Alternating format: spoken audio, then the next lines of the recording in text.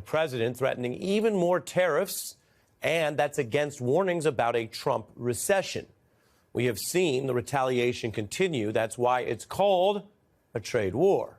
And these are countries that we usually do not approach anything like an economic war with, let alone real wars. We are talking about longstanding American allies. Today, the news from Canada and the EU, billions of dollars of new tariffs, ranging from textiles, water heaters, beef, bourbon, many key American products. The impacts are immediate.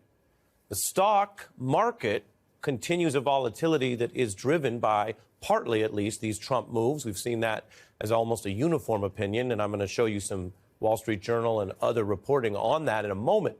But today, in the last few hours, stocks are mostly flat. That comes, though, after a 10% slide, which the markets have not regained. Business leaders say that even if you were open-minded to some of what Trump wants to do, what the goals may be, this has been confusing, incompetent, and at times downright chaotic. And a top Trump aide who's been running point on this stuff, the Commerce Secretary, when asked about whether we could be heading into a recession and whether all of this would be worth it, he gave an answer that was as astounding for its economic claim as it is for its political, tone-deaf positioning. Take a look. Will these policies be worth it if they lead to a recession, even a short-term recession? These policies are the most important thing America has ever had. So it is worth it. It is worth it. Quote, it is worth it. That is what a gaffe looks like in real time. Number one, from Donald Trump on down, not even the supporters of this trade war, this tariff policy, claim that they want to dive into a recession. You think about what America's been through from pandemic on and inflation on. No one in this last election cycle was asking for policies that would increase the odds of recession. The fact that I even have to say that as a partial fact check or context about what a U.S. official in charge of the economy is saying is itself wild. But second, politically, we've never seen this attitude towards a potential recession. Not from the Commerce Secretary Lutnick and not from Donald Trump himself, who over the weekend failed to calm markets by basically saying, hey, we'll see what happens, and we might have to buckle up for some tough stuff. Now, why does this seem like such an extreme, hard-edged economic version of Trumpism, even more hardcore than really the economic agenda of the first Trump term? Well, one of the answers relates to something you probably know about if you follow the news, which is many of the moderating influences from law and the Justice Department to economics that we're talking about right now to foreign policy. Some of those folks who were around the so-called adults in the first term, most of them are gone. What's left are people who, after an insurrection and all those indictments and all those other Trump problems, the people who still stand 100 with everything Donald Trump has been exposed to be, from ethics to policy. There are a lot of unsettled people. Sure. Let's first of all put this marker down. To the extent that the media fuels the recession, inflation kind of talk, that's going to push us into recession and inflation. Because what it does, President Trump is the one that said that he couldn't rule it out, not me. Let me just finish the thought here. My point is simply that there's a lot of people's hair on fire now, which is interesting because the last jobs report we got on Friday was robust. It was a robust report. It's like 150,000 jobs. Yeah, that's a good number. That's what we're hearing from the White House. Well, let me tell you what they're saying today over at the Journal. Trump behaves as if his manhood is implicated because a foreign nation won't take his nasty border taxes lying down. And they continue on, which is why I showed you what they've been saying diplomatically, perhaps, for some weeks. Quote, we said from the beginning that this North American trade war is the dumbest in history, and we were being kind. Well, Mr. President, you done got the Journal mad now. But, of course, they're mad about something real. Sometimes, I've told you, all these bankers and Wall Street elites are following these quarterly earnings and other numbers that they care about for their investments, which the vast majority of Americans don't even benefit from, and that sometimes are in tension with labor and employee situations, right? Some of these companies, they make money by cutting jobs. Here, the Wall Street Journal, the investor elites actually are right now, at least for this moment, kind of on the same side of a lot of workers who don't think a recession or a trade war will help the workers of this country. And the economic fallout has Americans paying the price. A job is a job, remember. So as Trump and Musk cut the government, they're cutting jobs. There's many conservative attacks on government jobs specifically, the so-called bureaucrats, as Elon Musk might put it, but he's still slashing the total number of employed Americans in a haphazard way. Analysts note that if you want strong U.S. employment numbers, many of those ousted workers have to shift to apply for private sector jobs. That affects the overall job market. If they're not absorbed, the overall job market gets worse, partly in relation to Trump and Musk cutting jobs. You don't need an economics textbook for that part. These costs are hitting veterans, teachers, and students. There's cuts to weather and environmental safety staff. This hits all states, including the red states that back Trump, where you have over 970,000 federal workers in just those states alone. Republicans have noticed GOP politicians pleading with Trump to just at least stop these cuts in their own district. A classic, not in my backyard, selfish sort of political survival mechanism, which Axios and others are reporting on so people can see, oh, you don't want it in your backyard, why should it be in my backyard? That's a type of political weakness, of course. Or there's public colleges, long a point of pride and, frankly, patriotic, populist opportunity in our country.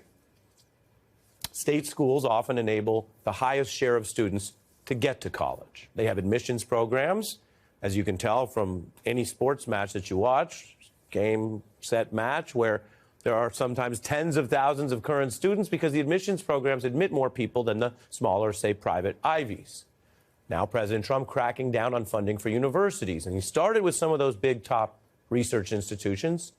On this program, we just heard from a professor at Musician about the unifying role that colleges can play. That was last night as we learned about these cuts and the clear signs that the Trump administration wants to go further.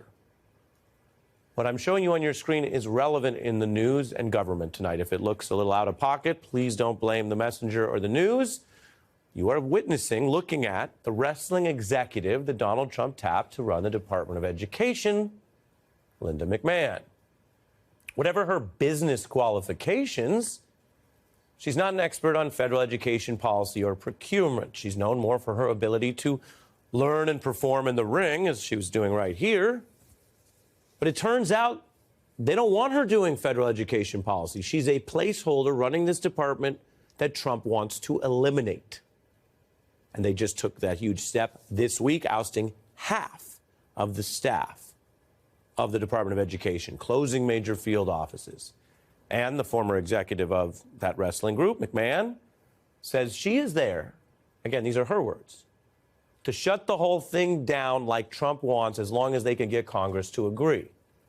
So listen to what their plans really are amidst the quite understandable protest and pushback. That was the president's mandate, this directive to me, clearly is to shut down the Department of Education. Save our schools!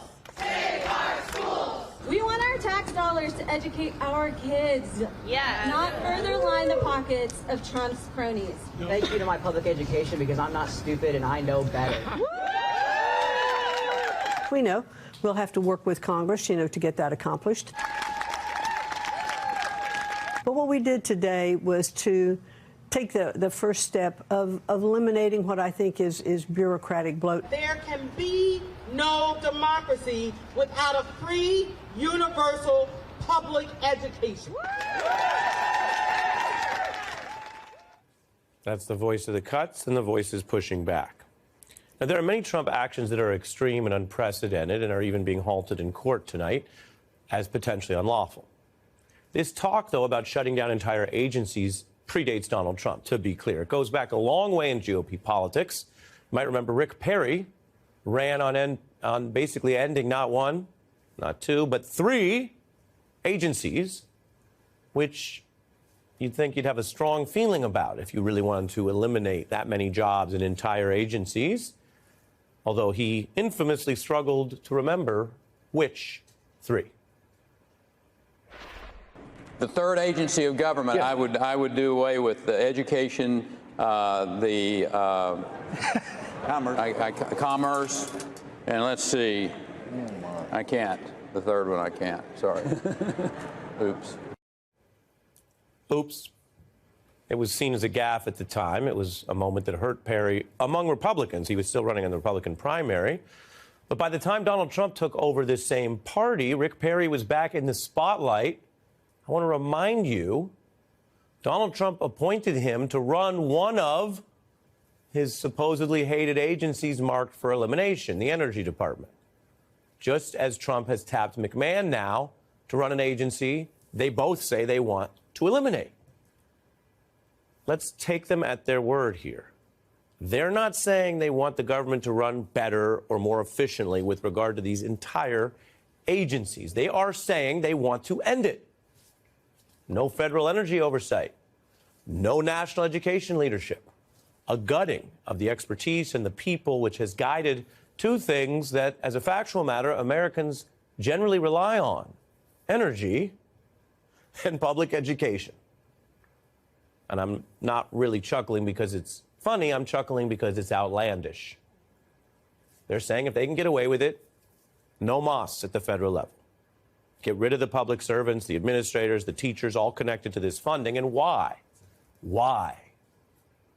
Because Donald Trump is empowering self-interested billionaires and, respectfully, forgetful politicians who think it's really cool or sounds politically good to disrupt and destroy things, at least when they can remember which thing they want to destroy. An infomercial for Tesla, an eye-poppingly large political donation, and the dismantling of a department that supports underprivileged students, student loans for millions of Americans that disproportionately benefits people living in red states, a department whose work commands the support of nearly 2/3 of Americans. It was all in a day's work for Donald Trump and his co-president, Elon Musk. A series of seemingly separate but largely connected developments unfolded in the Trump presidency over the last 24 hours. The ongoing destruction of entire government agencies most people rely on, the impacts to be felt by some of the most vulnerable citizens in our country. At the same time, the world's richest man pumping money into the political operation of a president for whom no favor is a stretch, even handing over the keys to the federal government. Taken together, it is emerging as the central storyline of the Trump presidency. Here's what Elon Musk said about his businesses on Monday. How are you running your other businesses? With great difficulty.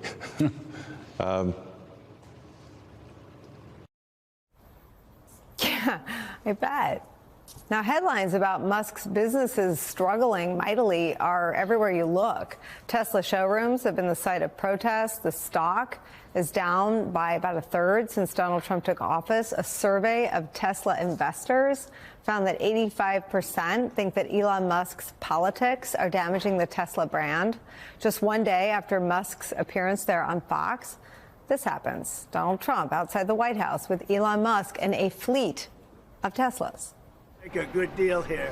You know, I do notice this. They have one, which is $35,000, which is pretty low.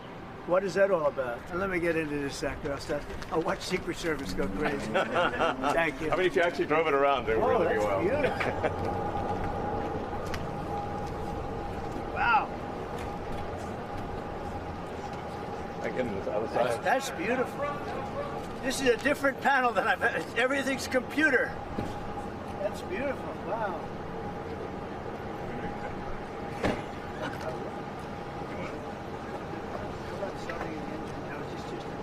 Yeah, it's just a brake and an accelerator. I don't want to give Secret Service a lot of time. That's beautiful. I looked at that dashboard. You could do anything. Mr. President, do you think you buying a Tesla will boost Tesla sales and boost their stock?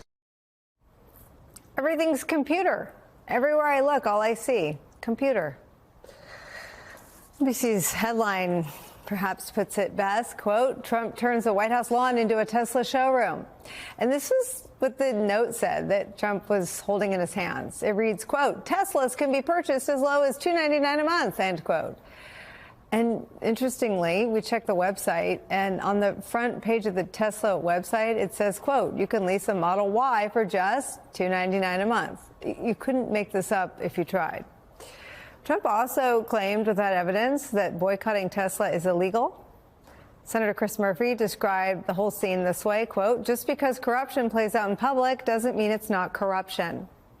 The very same day, there was this in the New York Times, quote, Elon Musk has signaled to Trump's advisors in recent days he wants to put $100 million into groups controlled by the Trump political operation. That's according to 3 people with knowledge of the matter.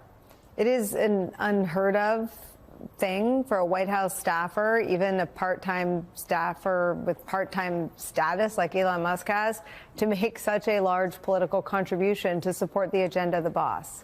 It's on top of the $277 million Elon Musk spent to get Trump elected in 2024. Trump's plug for the most famous product of the world's most rich man and senior advisor happened on the very same day that they made devastating cuts to the Department of Education, axing nearly half of its staff. Washington Post reported this, quote, critics said it was impossible to reduce staff so dramatically without affecting the services that states, school districts, and students have come to rely on. Impacts could be widespread and felt disproportionately in states with more Trump supporters. One of the biggest functions of the Department of Education is funding, money, dollars that go to schools. But federal funding is meant to fill in gaps in state and local funding. Axios reports this, quote, average federal spending in the 2021-2022 school year was 17% in Trump voting states compared to 11% in states that voted for Harris. At 23%, Mississippi had the highest proportion of federal public school funding that school year, with South Dakota and Arkansas following with 22% each. Now, we only point that out because Trump's going to hear about this. There are going to be real-world impacts to Elon Musk's chainsaw at the Department of Education from Trump's own voters. And it comes even as Trump embarks on a mission to enrich Elon Musk, his biggest benefactor, the one wielding the chainsaw to our federal government, with cuts set to affect absolutely every facet of American life.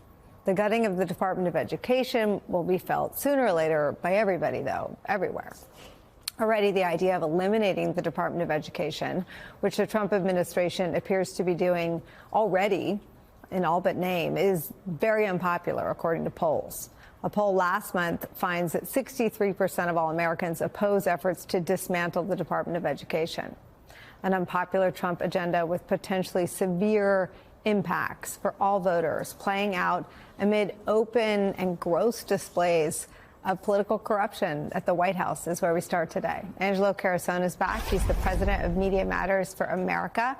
We're going to note that his group is involved in litigation with X. That's the platform Elon Musk owns, involving a story they did unrelated to any of the things we're talking about today. Also joining us, MSNBC columnist, author of the newsletter To the Contrary, Charlie Sykes is here. And rounding out our group, New York Times correspondent Teddy Schleifer joins us. His focus is on billionaires and their impact on the world. Teddy, I start with you. Elon Musk, I am told by very smart people, is good at the Elon Musk stuff. I am old, I think older than everybody here. He is not good at politics. I think Steve Bannon is the only one in the MAGA world to point that out publicly so far. Is the million, this new infusion of cash to make up for the political damage he's doing to Donald Trump? I think it's primarily about showing that he's on the team. Musk during the 2024 cycle spent, somewhere around $280–300 million to support the Musk political operation. He put in all this cash in large part to do a field program for Donald Trump. And the Trump people were thankful, but they didn't really know much about it.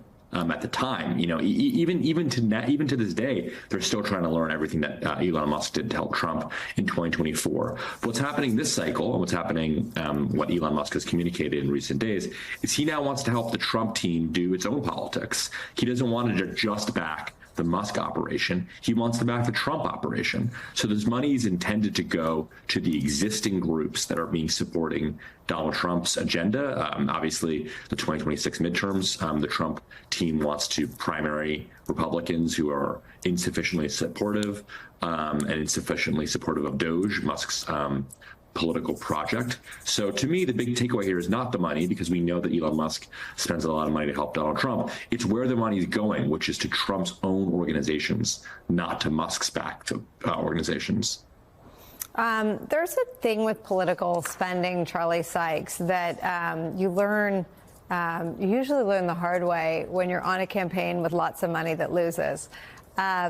Money doesn't trump a lived experience. And the problem with Elon Musk's chainsaw is that he's wielding it in places, and Steve Bannon understands this. He's been talking about it publicly this week. He is wielding the chainsaw in places that ironically actually disproportionately hurt Trump voters. He talked about all the MAGAs that are on Medicaid yesterday.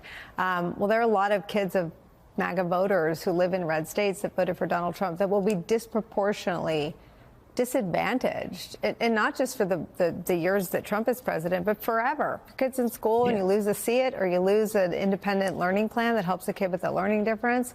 That's it. You don't get to go to school those years over again. This is irreparable. This is happening in full view, and it's happening with the corruption that is so extravagant and so flagrant. I'm sure he spent more yesterday on that event than he cut from the Department of Education.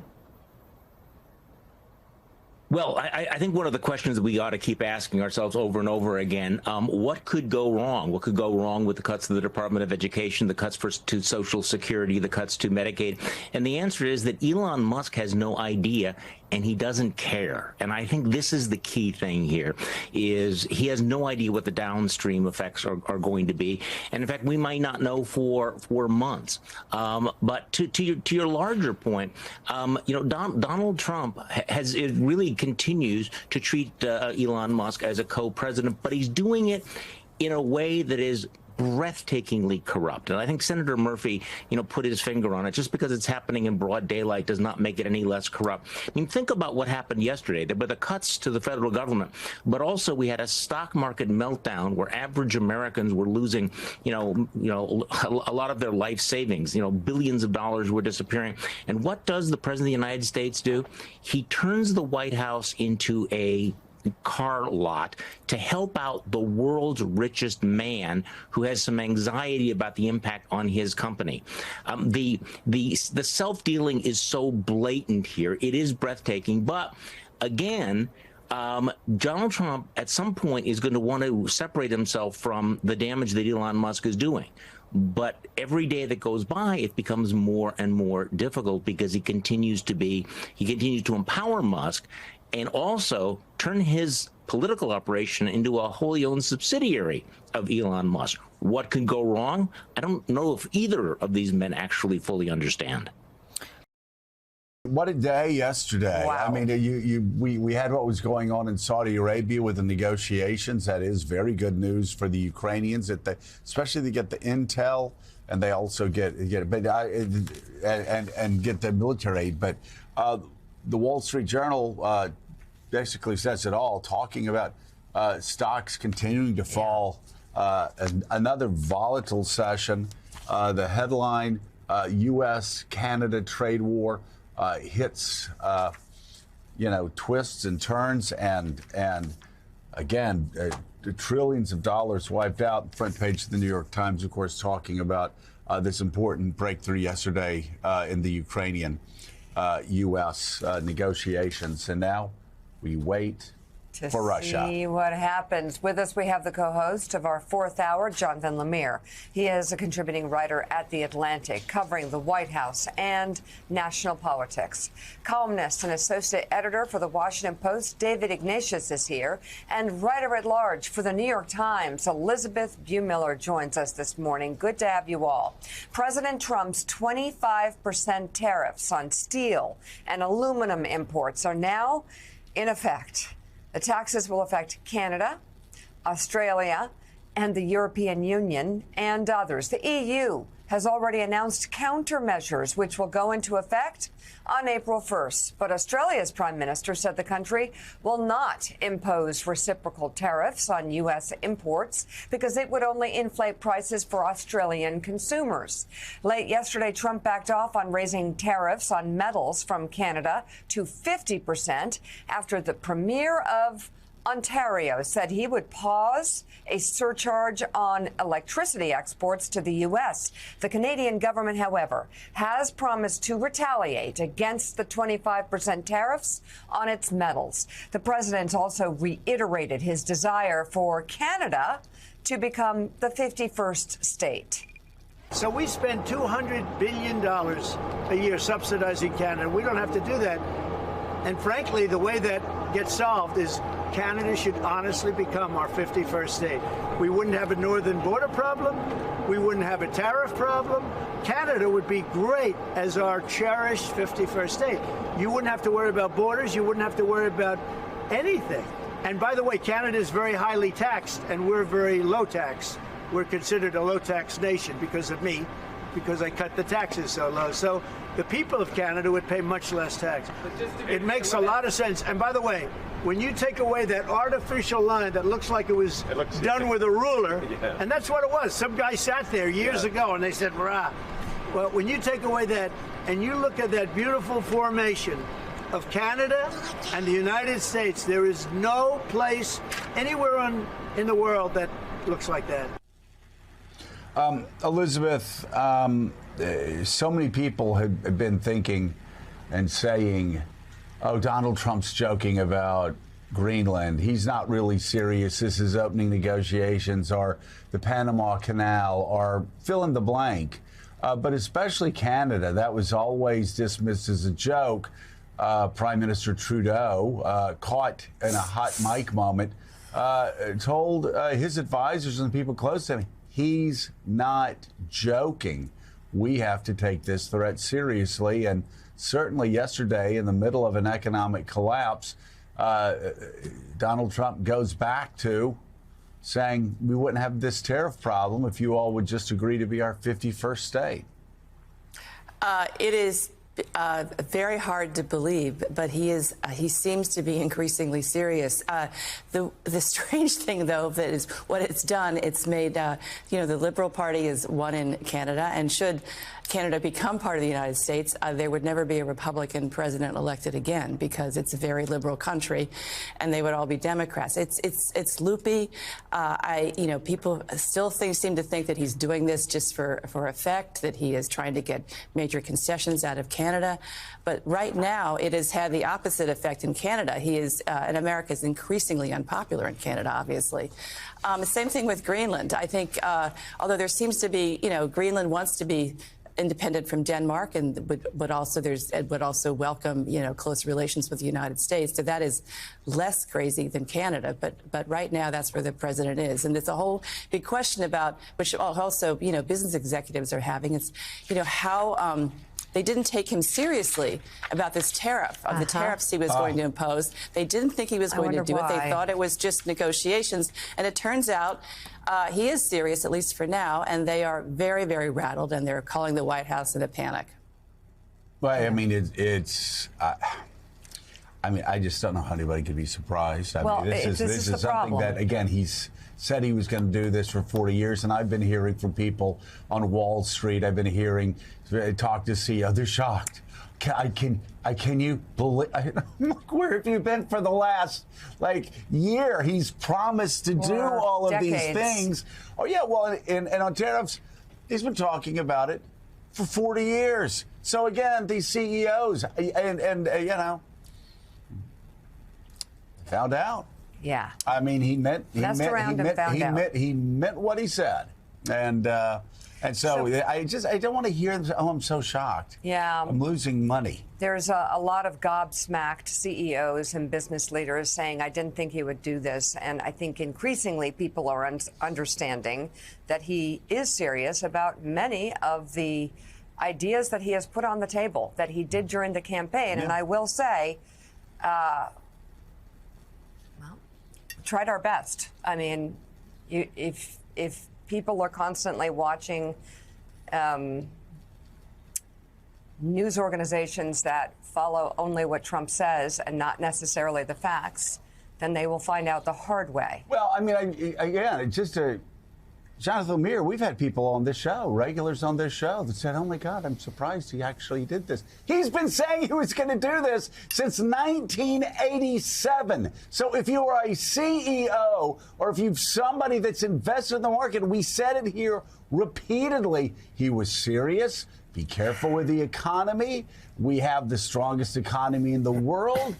Don't screw around and find out. You have to be careful. Like, we said it day in, day out, day in and day out. And you actually talk to CEOs and investors and people on Wall Street who are shocked that Donald Trump's actually doing what he said he was going to do on the campaign and for 50 years. Yeah, the Wall Street and business leaders sort of made a bet this past campaign that Trump would make these promises during the year, and some things, the pro-growth, cutting taxes, the like, they approved of. Like, he'll do that. But he also talked about these tariffs. He talked about slashing immigration, things that these business leaders opposed. But the bet they made was, oh, that's just rhetoric. That's just bluster. That's just thing he says to get the crowd cheering at a rally. He won't follow through on that. Well, that's bet. They're wrong.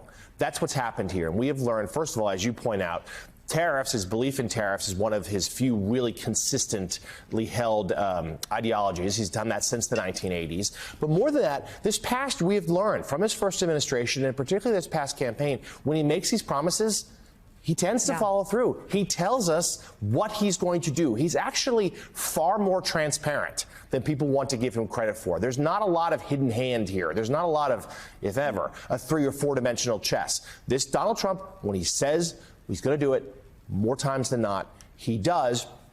And we're seeing the impact now. We have, as we'll get into in a moment, the markets again rattled by these policies. It's chaotic. It's inconsistent. It seems to change by the hour. And we know, Joe and Mika, that we've had business leader Steve Ratner again joined us yesterday saying how much it's about consistency and predictability. That's what the markets need. That's what corporations need. Well, that's exactly what they're not getting. And again, what everybody knew they were not going to get for the past year, or what everybody should have known, that you're going to hit these tariffs, and that he negotiated. Again, there's no 100-year plan. It's just he's going to negotiate the way he negotiates, and it's going to take wild twists and turns. From everything we heard when we're talking about a range of issues, he is not backing down. And let's talk specifically about tariffs, reciprocal tariffs in early April. Where are we on this in the economy? And he said, look, 25%, 2%, 100%, whatever it is, there's nothing more fair than that. I think we can assume this is his strategy, and he is going to continue this trade war. He thinks this is his legacy to remake the American economy. Virtually every stakeholder in the economy is warning him that there will be really tough consequences for American business and for consumers. What are reciprocal tariffs? If a country has a tariff on American products to try to protect its own goods, he's going to just match that. Or he has said maybe he'd even go further than that. So he says these tariffs are here. There will be more of them, and they are here to stay. All right, let's play that specifically. This is exactly what President Trump just said about reciprocal tariffs. As you know, we're going to be doing reciprocal tariffs. So whatever they charge us, we're charging them. Nobody can complain about that. Whatever it is, it doesn't even matter what it is. If they charge us 25 or 20% or 10% or 2% or 200%, then that's what we're charging them. And so I don't know why people get upset about that, because there's nothing more fair than that. People, however, Catherine, have been getting upset. And if you look at headlines that are playing out across the country, whether it's behind closed doors, Republicans on Capitol Hill, whether what we have seen firsthand, which is some of the town halls where people are very concerned about the impact overall on the economy, business leaders, we could go on and on about the number of people who are expressing concern. But according to the president, he doesn't know why people get upset. Well, the reason why people are getting upset is that these tariffs will ultimately, at least in part, be passed along to Americans, whether American businesses or American consumers. The other thing I would point out is that he's not just saying tit for tat, tariff rates, he and his aides have also said non-tariff trade barriers, which are real things. You know, there might be regulatory obstacles that make it harder to. People may not know what that is or what you're talking about. But that's basically like, I don't know, if there's some weird labeling issue that American yogurt needs to have, but other countries' yogurt doesn't have to have, that keeps American yogurt out of a market. That's the kind of thing that we might refer to as a non-tariff trade barrier or quota, things like that. So how they interpret those things and how they translate that to actual tariff rates is still up for debate. We don't know what that's going to mean, but that could as well mean higher tariff rates. And the other thing is, what about places that have lower tariff rates than us? Is he going to match zero tariff rates? No, there's no evidence of that. All we're going to see is a lot of chaos, a lot of uncertainty, and almost certainly higher prices for Americans. Well, let's go to Canada. Gabe, talk us through what's happening there from that country's point of view, and what's the hope ahead of this planned meeting with U.S. officials tomorrow? Hi there, Chris. Well, Canadian officials say that they want to meet with Commerce Secretary Howard Lutnick and lower the temperature, although it's a bit of a mixed metaphor right now because I can tell you it's very chilly here, about 13 degrees here in Charlevoix, where this G7 foreign ministers meeting is set to take place for the rest of the week. But, Chris, we've been speaking with business owners here in Canada who are incredibly frustrated and furious at this trade war. And they just don't seem to understand it. Now, Canadian officials did speak out earlier today, as you mentioned. They slapped the U.S. with a 25% retaliatory tariffs on steel and aluminum. And here's what the finance minister here had to say earlier this morning. With these most recent tariffs on Canadian steel and aluminum, the U.S. administration is once again inserting disruption and disorder into an incredibly successful trading partnership and raising the cost of everyday goods for Canadians and American households alike.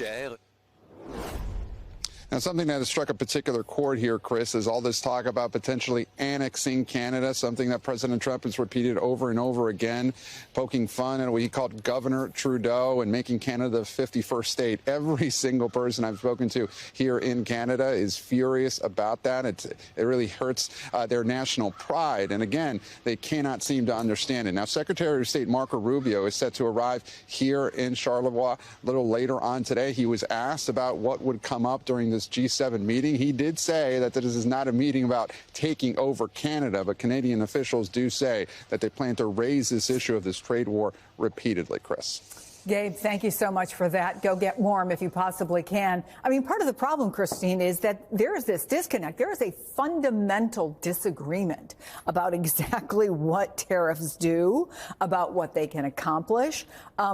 Let me play for you two pieces of sound. One is from the White House press secretary, the other from the head of the EU Commission, and they have completely different views. Tariffs are a tax hike on foreign countries that, again, have been ripping us off. Tariffs are a tax cut for the American people, and the president is a staunch advocate of tax cuts, as you know. Tariffs are taxes. They are bad for business and worse for consumers. They are disrupting supply chains. They bring uncertainty for the economy.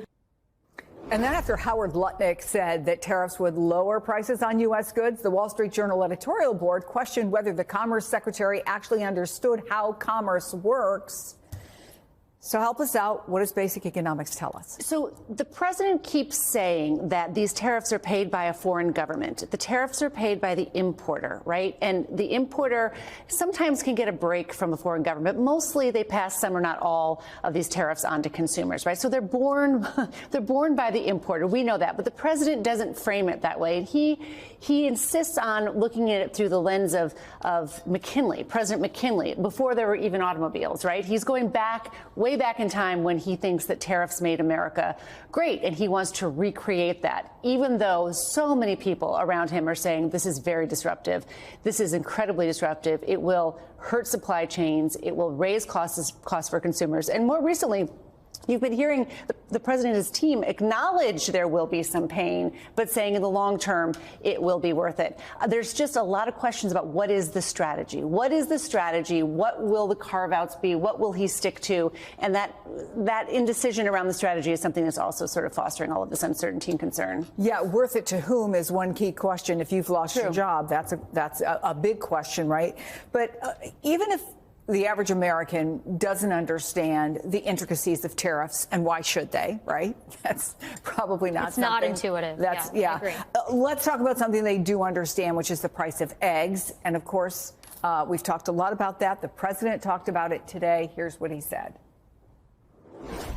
I don't know if you saw a little thing like the cost of eggs, little to you, but big to people out there, down almost 30% in the last few days. We got it down. We did a lot of things. We have a great Secretary of Agriculture, and we did a lot of things that got the cost of eggs down very substantially. So, Catherine, let's do a little fact check on that. Where are we with eggs? Because it does affect everyday Americans every day. Egg prices have actually gone up quite a bit since Trump took office. In the most recent Consumer Price Index report, the retail price, which came out today, the retail price was higher. It's a snapshot in time. It's from a month ago. There is some sign that wholesale prices may have come down a little bit recently, but still very far above what they were when Trump took office. Now, to be clear, presidents do not control prices. They certainly are not going around infecting individual chickens with bird flu, which is the main problem here. But it is incredibly unhelpful, at the very least, that Trump has suppressed data on bird flu transmission, which he is continuing to do. He has censored research coming out of the CDC about new forms of bird flu transmission that scientists have discovered. And he has fired accidentally and maybe rehired bird flu trackers and experts at the USDA. So I do not blame him for egg prices, just as I did not blame President Biden for high egg prices last year, despite what Trump and Vance and other Republicans said. They blamed Biden explicitly. But there are things on the margin that the president could do, and rather than trying to do those things, he is just gaslighting the American people about what's happening to prices. Well, one of the things he did do yesterday was basically turn the White House driveway into a Tesla showroom. He had made a point the day before that he was going to buy a Tesla because the world's richest man, his net worth has gone down. He's still the world's richest man, but because of what's going on with the stock market. Talk about optics, because here he is promoting Tesla at a time when car companies are getting hammered. People are worried about whether or not they're going to be able to afford a car because the cost of the parts is going up. What's the messaging here, Catherine? The messaging is he helps his friends and no one else. As you point out, the entire auto industry is terrified about these steel and aluminum tariffs that went into place today and that Trump periodically says may be even higher. And in fact, if you look at the tariffs he had briefly put in place and then repealed a couple of days ago, there were something like 50% tariffs on Canadian steel. That would have made the input costs for a car tariffed at higher rates than the actual car itself. So there's a world in which it would that action alone would have made it cheaper to make cars outside of the U.S. than in the U.S. So yes, the domestic car industry terrified. They're having all sorts of problems. Retailers, car dealerships only have like 3 months of supply on their lots. But then you have Elon Musk, whose stock price is falling for different reasons, which is that he's an incredibly polarizing figure who is alienating customers. Half a car is steel. 11% of a car is aluminum. That is a huge input cost for these automakers who are, you're right, terrified, although we should put an A instead of the E, because that's exactly what it is, terrified. Yeah, I think one of the biggest users of aluminum is the manufacturing of the most popular car in America, the Ford F-150, right? That's right. So, Christine Romans, Catherine Rampell, we will be talking about this more going forward, but it's great to have both of you here. Appreciate your time.